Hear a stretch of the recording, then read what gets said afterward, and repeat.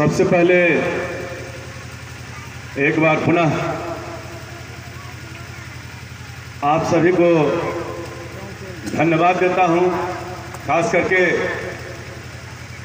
हमारे समर्पित कार्यकर्ता मुखिया प्रतिनिधि डॉक्टर एहतेशामुल हक साहब को, जिन्होंने बहुत दिनों से उनकी दिली तमन्ना थी कि एक कार्यक्रम हो।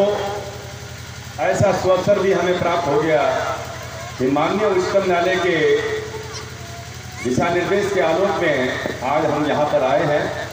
हमने सोचा, बहुत लोगों ने कहा था कि जिला बेगूसराय में ही आप कार्यक्रम कर लीजिए। मैंने सोचा जिला में तो बहुत सारे कार्यक्रम होते ही रहते हैं, लेकिन गांव जो है वह उपेक्षित रहता है, इसलिए हमने गांव को ही चुना।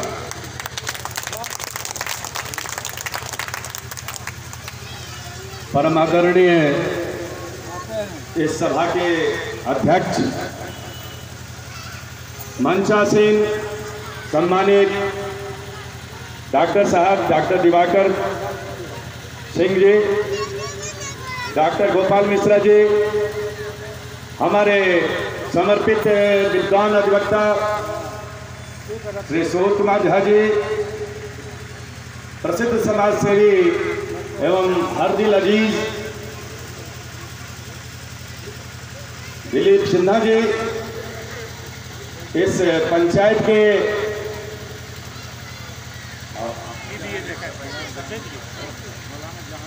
मौलाना जहांगीर साहब जी और तमाम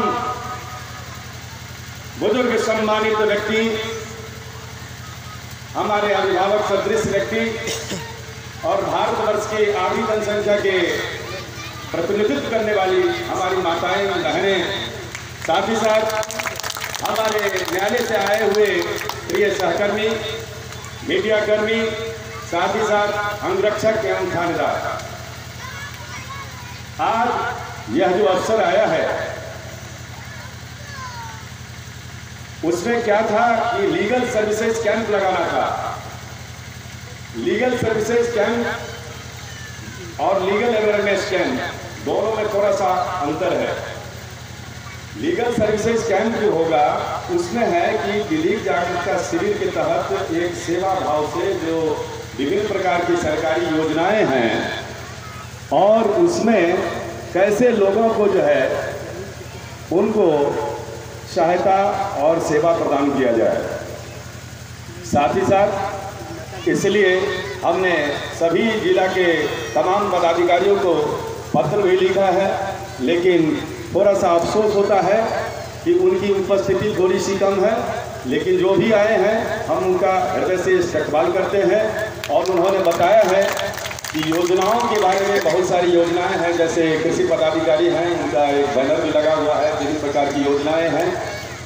जमीनी स्तर पर उसे उतारने की ज़रूरत है, चाहे वह लेबर कार्ड से संबंधित है, ई श्रम कार्ड, चाहे और सभी योजनाएं हैं।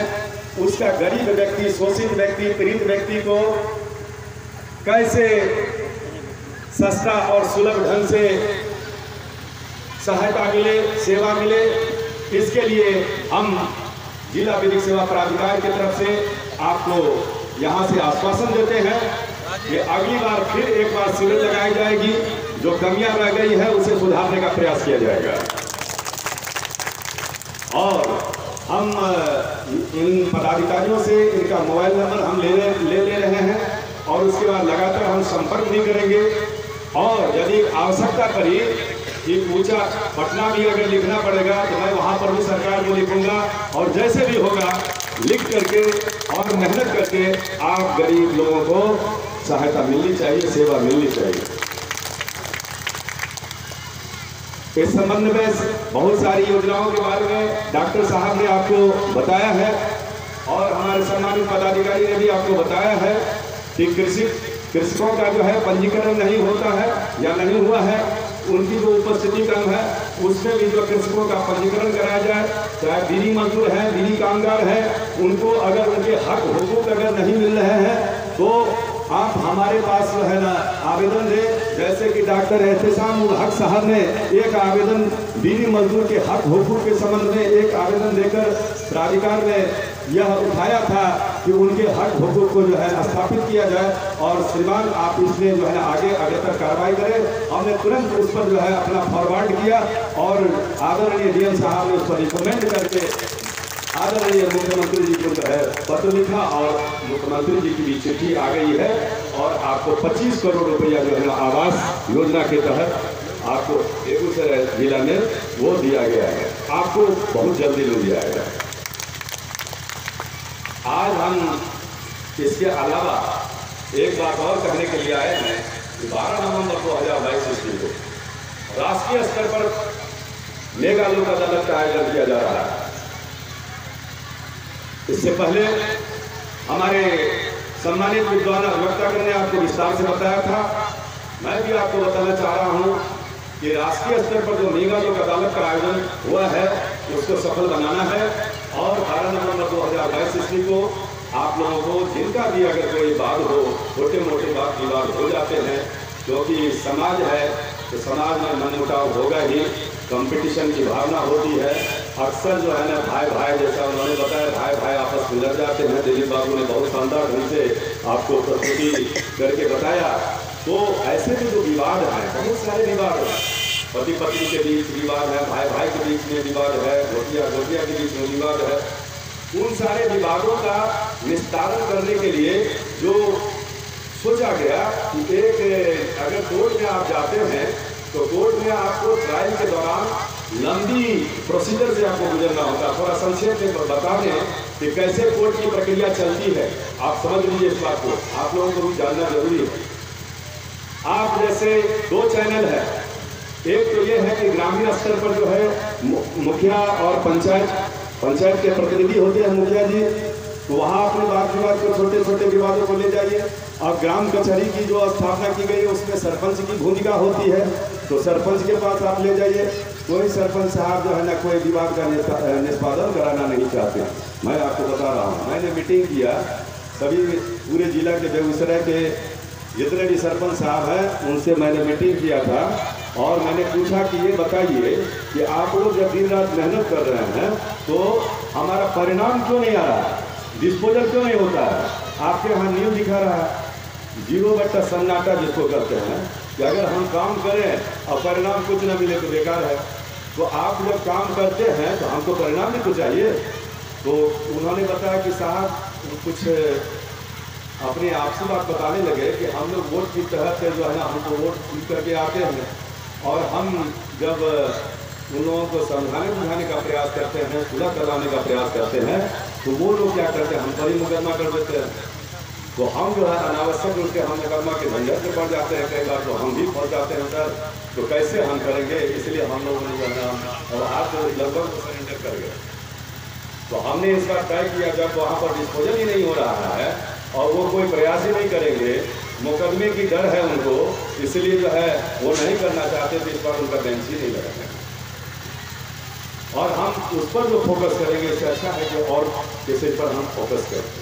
छोटे छोटे वाद विवाद हो जाया करते हैं, तो आप उसको समझ लीजिए कि न्यायालय की प्रक्रिया कैसे चलती है। आप एक बात 2 चैनल है, एक तो ग्राम स्तर पर जो था उसका तो वहाँ कुछ निदान नहीं हो रहा है। अब चैनल आ गया कि पुलिस के यहाँ कोई केस करते हैं तो थाना में केस करते हैं तो वो पुलिस केस होता है, कोर्ट में केस करेंगे तो वो कंप्लेंट केस होता है। परिवार पर आधारित मामला वो सीजन साहब के यहाँ फैल होगा, और आपका जो थाना में जो केस होगा एक ऐसा आयोग के वहाँ पर थाना में जाकर के आप आवेदन देते हैं, वह एक प्रक्रिया चलती है। अब हाँ, तो वो जो पंचायत जो आपका ये दो प्रक्रिया है, उसमें क्या होता है कि आप थाना में जब जाएंगे आपका जल्दी केस वहाँ लॉन्च नहीं होता है। आप सभी लोग जो है ना सम्मानित बुजुर्ग व्यक्ति हैं, सभी जानकार हैं कि किस तरह की परेशानियों का सामना करना पड़ता है जब एक मुकदमा आपको करने की बात है, आप सच्चाई पर है, ईमानदारी पर है, आपके साथ घटना घटी है, फिर भी आप जाएंगे, थाने वाले आपको 50 बार आपको दौड़ाते हैं। और दौड़ाने के पीछे क्या मकसद है, हम बहुत ज़्यादा खोलना नहीं चाहते हैं बात को, आप लोग समझ जाए।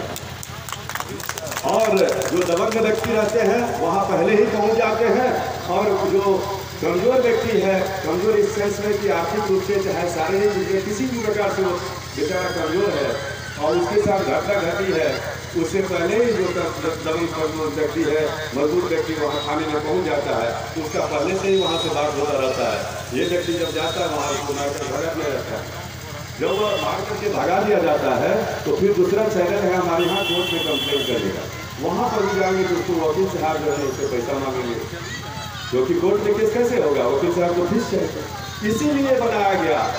अब वो भी प्रक्रिया है, लंबी प्रक्रिया से गुजरना पड़ेगा, 10 साल 20 साल 25 साल एक छोटे छोटे विवादों में भी ट्रायल फेस करना पड़ता है, तब जाकर के निजाम होता है। थोड़ा सा ये बात तो थोड़ा इमोरल है, एक उदाहरण देना चाहता हूँ, थोड़ा सा इमोरल लगेगा लेकिन एक उदाहरण है।